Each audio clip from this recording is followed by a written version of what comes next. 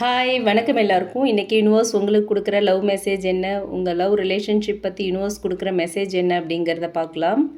என்ன மெசேஜ் கொடுக்குறாங்க யூனிவர்ஸ், என்ன லவ் மெசேஜ் வருது அப்படின்னு பார்ப்போம். என்ன லவ் மெசேஜ் வருதுன்னு பார்க்கலாம். Emotions are a natural and necessary part of life, but they can also distort your perception and cloud your vision. In order to see things clearly, you must let go of resentment. Okay, இந்த message மூலயமா என்ன சொல்கிறாங்க அப்படின்னு பார்த்தோன்னா, இது வந்து ரொம்ப ஒரு டீப் மீனிங் இருக்குது, ஒரு ஆழமான அர்த்தம் இருக்குது. நீங்கள் இப்போ இருக்கிற சுச்சுவேஷனில் உங்களோட ஃபீலிங்ஸ் ரொம்ப அதிகமாக இருக்குது. ஓகே, அது லவ், ஆசை, பயம், கோபம், வலிகள், காயம் எல்லாமே மிக்ஸ் ஆகியிருக்கும். ஓகேவா?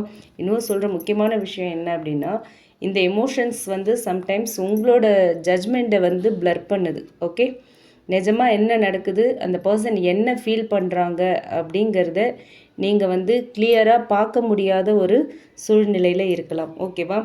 ஸோ ரெசென்ட்மெண்ட் வந்திருக்கு. பாஸ்டில் நடந்த ஹர்ட் இன்னுமே உங்கள் மனசில் இருக்கலாம். ஓகே, அது ஹீல் ஆகாமல் இருக்கிறதால நீங்கள் இப்போ இருக்கிற சுச்சுவேஷனை ஒரு நெகட்டிவ் ஆங்கிளில் பார்க்குற மாதிரி தெரியுது. ஓகேவா? ஸோ அந்த பெயினை ஹோல்ட் பண்ணிட்டு இருந்தீங்க அப்படின்னா இந்த ரிலேஷன்ஷிப் மூவ் ஆகாது. ஓகேவா?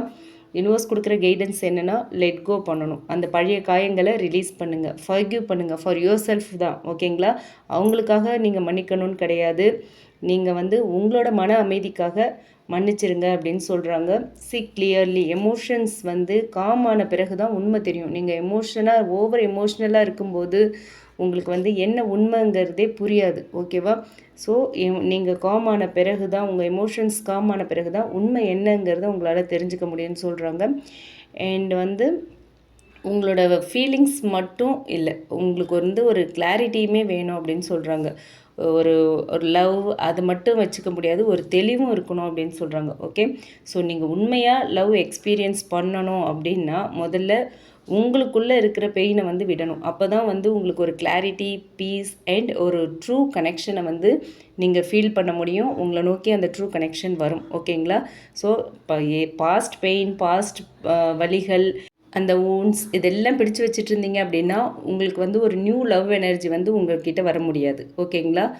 So new love energy, new love relationship உங்களுக்குள்ளே வரணும் அப்படின்னா நீங்கள் பாஸ்ட்டை விடணும். ஓகேவா? நீங்கள் ரெடியான பிறகு தான் இந்த கனெக்ஷன் ஹீல் ஆகும். இல்லை ஒரு நியூ கனெக்ஷன், ஒரு நல்ல கனெக்ஷன் நீங்கள் எதிர்பார்க்குற லவ் உங்கள் லைஃப்பில் வரும் அப்படின்னு சொல்கிறாங்க யூனிவர்ஸ். ஓகேங்களா?